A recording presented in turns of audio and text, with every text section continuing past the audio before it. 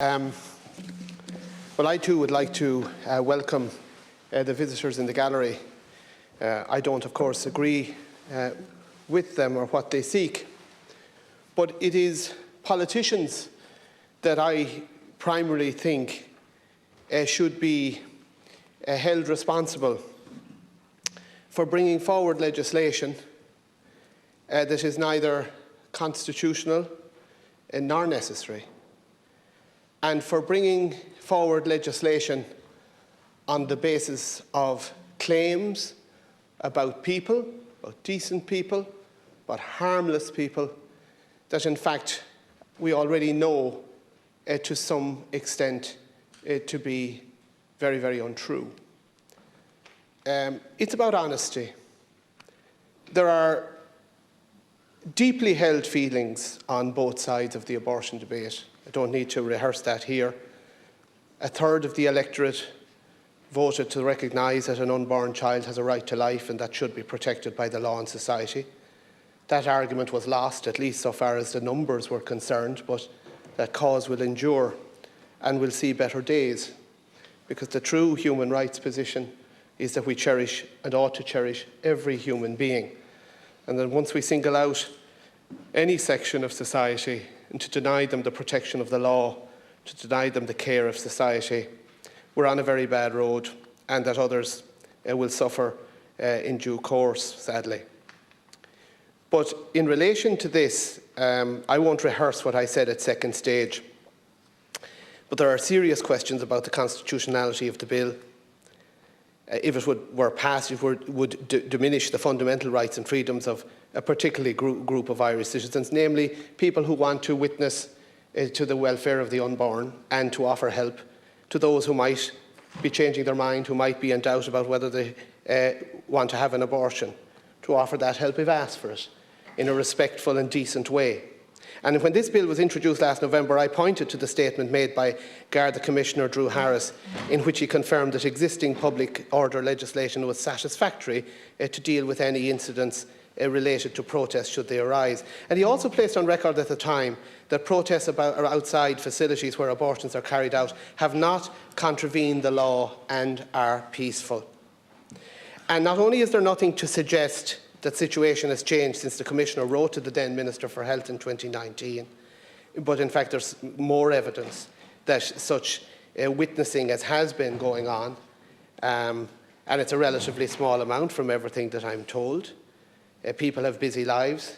It's quite a sacrifice to give of your time to witness peacefully to the dignity and welfare of both mothers and babies outside facilities where abortions may or may not be taking place at a given time.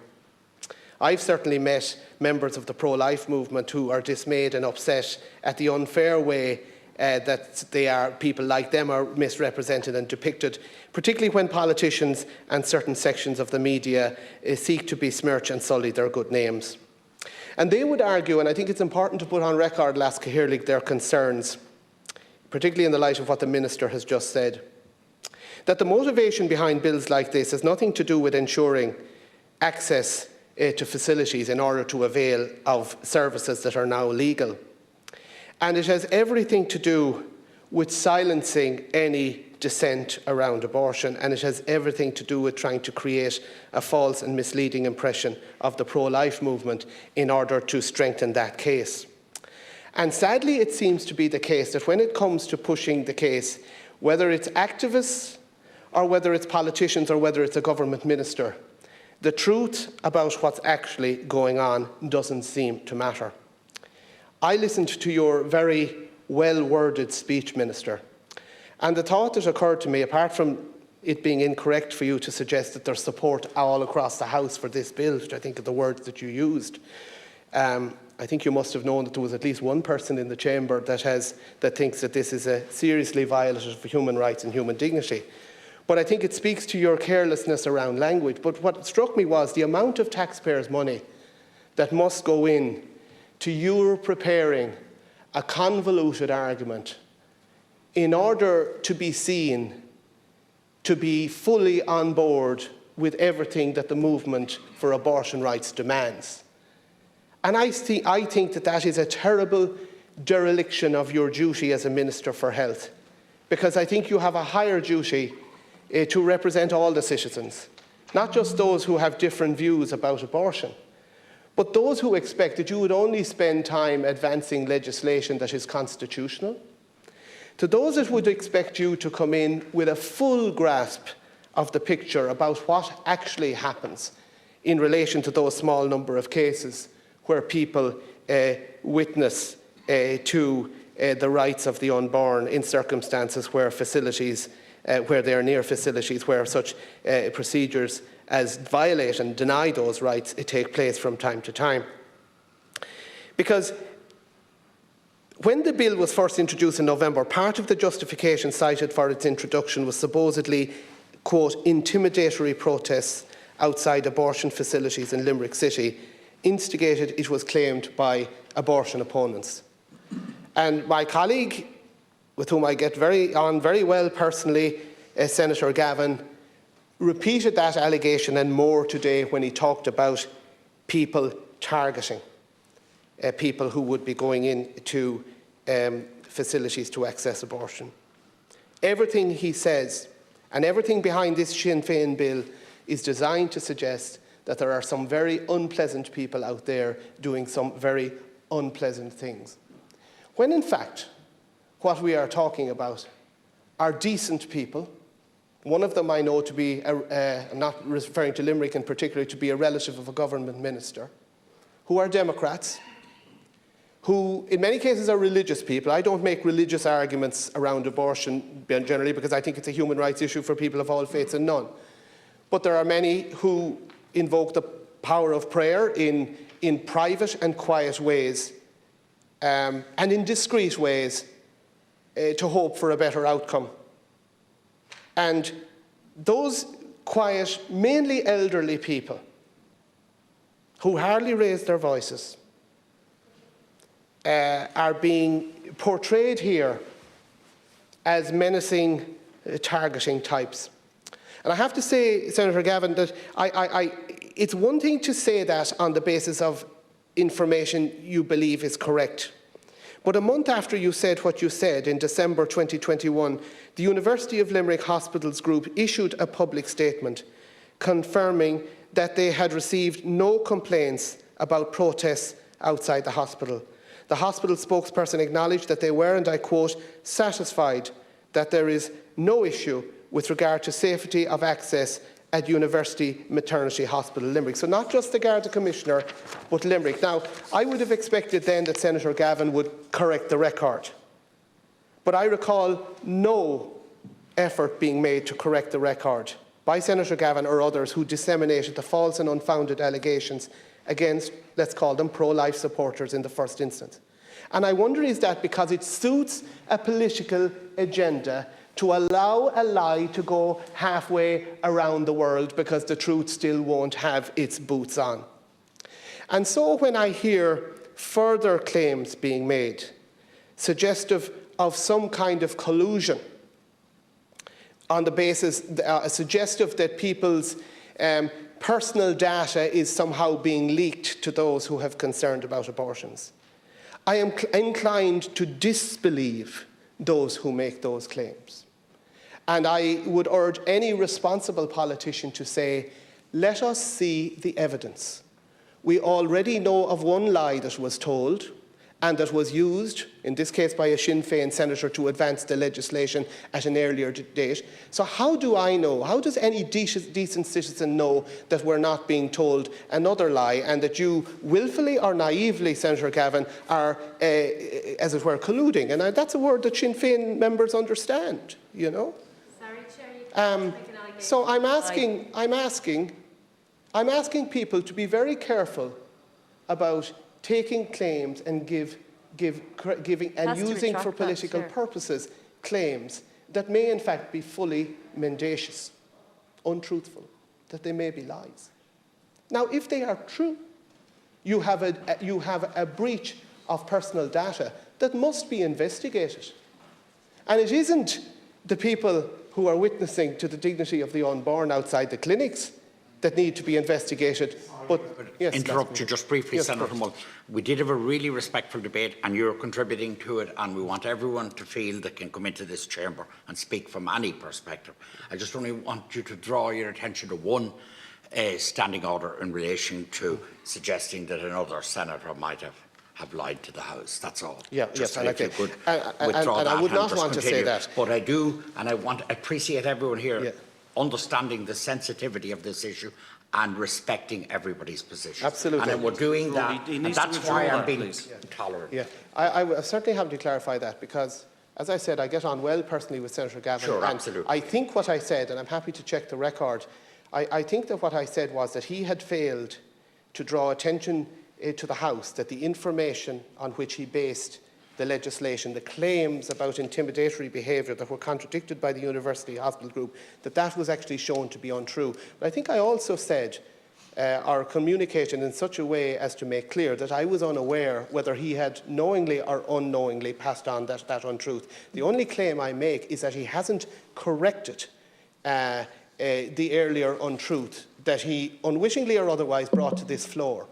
And he has constructive knowledge now. He knows or ought to know that was shown to be untrue. So my point is, when I hear further allegations here today, I worry that politicians are naively or intentionally, I do not know, but doubling down on dishonesty in order to advance a certain political goal. And it would be wrong for a government minister to do that, it would be wrong for a senator to do that, it would be wrong for any citizen to do that. So I think I've made my position clear. I do not know whether Senator Gavin was in a position to know that what he relayed to the House on a previous occasion was false. But he owes it to the House to correct the record now that we all know that it was false. Now, you see, my point is, Laska Hirlig, that it's important to correct the record when we come to know that something is untrue.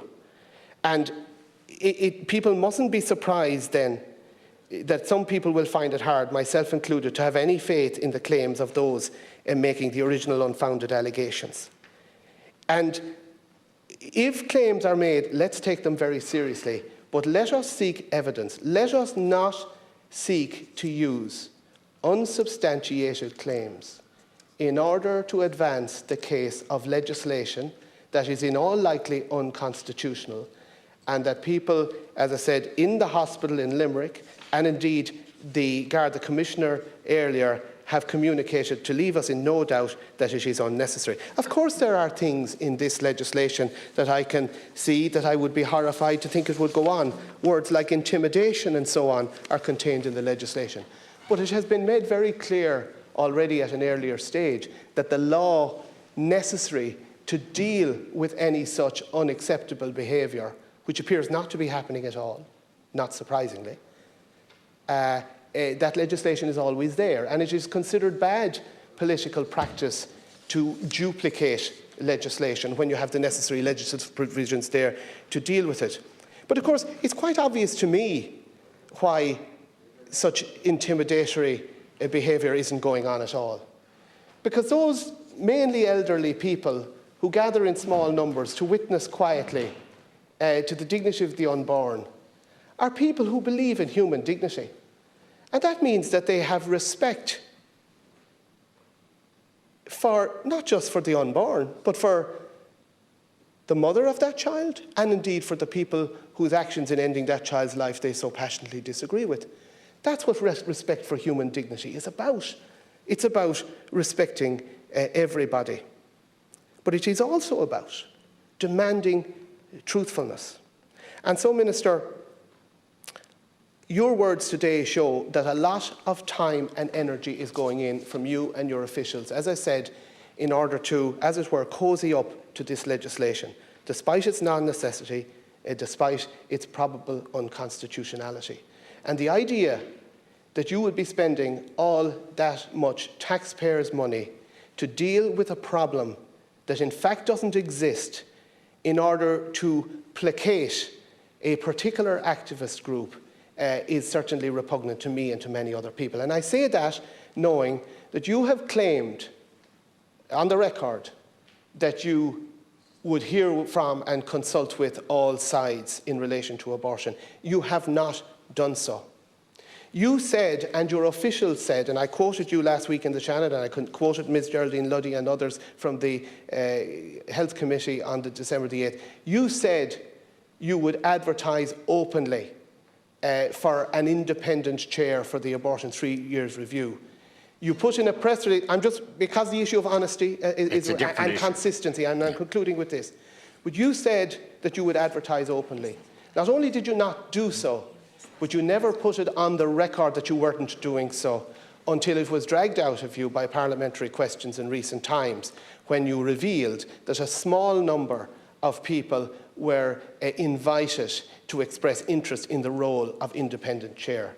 And you then went and appointed somebody who had engaged previously in a pattern of tweets suggestive of the fact that they supported repeal. So you must wonder. We're straying off the point. It was a commencement. Yeah. Sorry, Last Cathaoirleach, point of order. An independent chair means independent of government, not independent of the thank you issue. for the interrupt. And I think most people who would have knowledge of we're trying to keep this. If you can just. I'm finishing up. All I would say is that's the latest spin. That's the first I've heard now of this new definition of independent. It's independent of government. That's what it is. So we are being Senator told Mullen, now. without interruption, Thank you, and I am concluding. But it is important, because what I'm putting on the record here today, Last Cathaoirleach, is claims that appear to be false, that we know to be false in some cases, and may well turn out to be false in the most recent claims that are being made, are being used to bolster legislation. The Minister is not standing athwart those claims. In everything he is doing, he is seeking to facilitate and express clear support for legislation that, as I said, is neither necessary nor constitutional. But this is a Minister who, with his officials, has a record of not pursuing true even-handedness.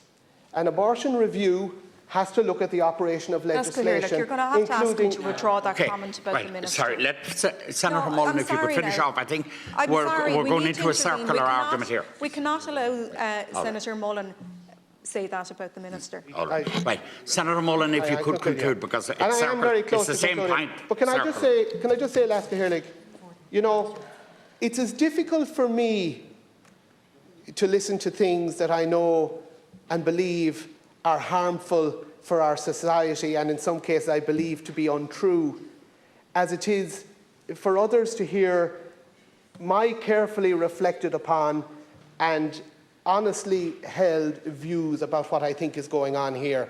And I would ask colleagues to respect the fact that, as far as they know, I speak for at least a third of those who voted in 2018. There may have been many other consequences of the 2018 legislation which people who voted for repeal did not foresee. For example, the increase in the number of abortions. For example, questions about pain relief being needed for the late-term abortions that sometimes take place. My point is, that is why you need somebody. That is why. I'm sorry, Chair. No, I know. We cannot. We're not having this deeply disrespectful. Let Senator Mullen conclude now. He needs to speak to the amendments. We're at committee stage. I have listened to all the contributions here, and there has been considerable latitude given. My point. And we're trying to do it here. We've done it to a large degree. I think you know that. I would be finished by now, as you know, if I hadn't been heckled. Yes. But the attempt, of course, is to prevent the point being made. And my point is this: that an independent person isn't just somebody, as Senator Clifford Lee did. I didn't get to make this point. Thank you, Senator Mullen. It isn't just, please, Lasker. No, but it's not relevant here. And we did have a commencement on it. It is relevant because it is about. I did indulge you completely now, you know that. It is relevant because it is about. Because I wanted to keep this a respectful debate. Yes, but it will be very respectful if people just let each other finish. Yeah, well, you know? If you could finish. It has never been claimed that the only meaning of independent is independent of government. It is as obvious to any reasonable person looking in that in this again is not relevant. Sorry, we can revert to this again. I know, but you see, if you don't. But it's not relevant in the sense that it's about a different issue. Can I just make a point? So Bill is not wants about to wind this. down the clock. The bill is not about Yeah, the chairman. I'm about to finish, but can I say to you, Lascahirlig, if you stop me from making my point, you allow the heckler to make her, but you prevent me from responding. That can't be correct parliamentary practice. We've given you very long. Yeah, okay, so let me just answer the point. Oh, good. Right, okay. And that is this, Right. because it's the first time... Final sentence Can I to just say it all. No, Lascahirlig, please. You know what's going on here now. You know what's going on here. Go on. So let's be fair. I'm No, not no, going no, to go there's on. nothing, no. I'm not going In to go on fairness, for more than everyone 30 We're at was seconds. very committee quiet and stage. respectful. Yeah. So please. So let Senator Mullen just finish. We were very... I Well, he think can't Senator, continue everyone calling was... people liars in this House. No, go on. No, Senator Gavin's going to have a Now, response. at the moment. I did not call anybody a liar, as you know, Lascahirlig. Can we abandon at that now? And Lascahirlig, I would ask for your protection now against the misrepresentation Well, just make, of what could I'm you saying. make the concluding, Yeah, because yeah. you did get a lot of time and you did it very well. So I you, don't Lascahirlig. see, we're making the same argument circular. The point I was trying to make was this, that it has not been until now suggested by anybody, until in all of these months, that the only meaning of independent is that independent of government. When anybody looking at how legislation is operating would know that it would have to be somebody who does not have skin in the game. So I would conclude by saying, by asking the Minister to reflect on the fact that he doesn't just do his duty to the people of Ireland when he represents what he believes to be the majority opinion, but he has an obligation to full truthfulness about the necessity and purpose and constitutionality of legislation. But more importantly, or just as importantly, he has an obligation to be truthful with others, with politicians. You didn't do what you said you were going to do about the way you were advertising. You haven't come on the record to explain it. Everything has been done, as I put it last week, in ways that do suggest a dishonest approach by government, and I'm sorry to have to use that word.